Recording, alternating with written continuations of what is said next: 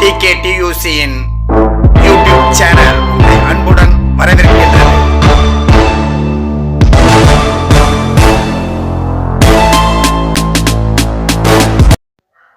வணக்கம். செய்திகள். Ration card ரத்து செய்ய உத்தரவு. முதல்வர் எச்சரிக்கை. இனி ஏமாற்ற முடியாது. போலி ஆவணங்களை கொடுத்து ரேஷன் கார்டு வாங்கியோர் மீது நடவடிக்கை எடுக்கப்படும். சம்பந்தப்பட்ட அதிகாரிகளுக்கு ஏமாற்றிய ரேஷன் கார்டு வாங்கிய மக்களிடம் இருந்து ரேஷன் கார்டை திரும்பி வாங்க அரசு உத்தரவிட்டுள்ளது. இனி யாரும் தப்ப முடியாது. ரேஷன் கார்டு தகுதியுள்ள பயனாளிகள் மட்டும் வழங்கப்படுகின்றது. ஏழை மக்களுக்கு உதவும் ரேஷன் திட்டத்தின் முதன்மையான நோக்கம். எனவே ரேஷன் கார்டு பெறுவதற்கு சில தகுதி நிபந்தனைகள் உள்ளது. அதை பூர்த்தி செய்வோருக்கு மட்டும் ரேஷன் கார்டு வழங்கப்படும். அதுபோல் ரேஷன் கார்டு தொடர்பான விதிமுறைகளை பயனாளிகள் பின்பற்ற வேண்டும்.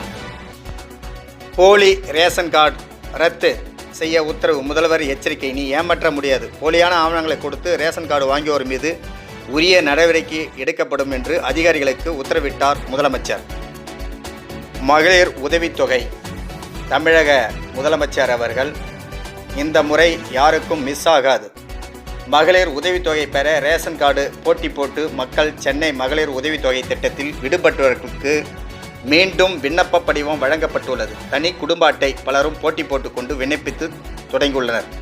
உளவுத்துறை அதிகாரிகள் தெரிவித்துள்ளனர். தமிழக அரசு பெண்களுக்கு உதவித்தொகை வழங்கும் கலைஞர் மகளிர் உரிமை திட்டத்தின் 2024ஆம் ஆண்டிலிருந்து தொடங்கி செப்டம்பர் மாதம் முதல் செயல்படுத்தி வருகின்றது. இதற்காக கடந்த ஜூலை 2.20 கோடி குடும்ப அட்டைதாரர்கள் விண்ணப்பங்கள் 1,63 கோடி பேர் விண்ணப்பித்துள்ளனர்.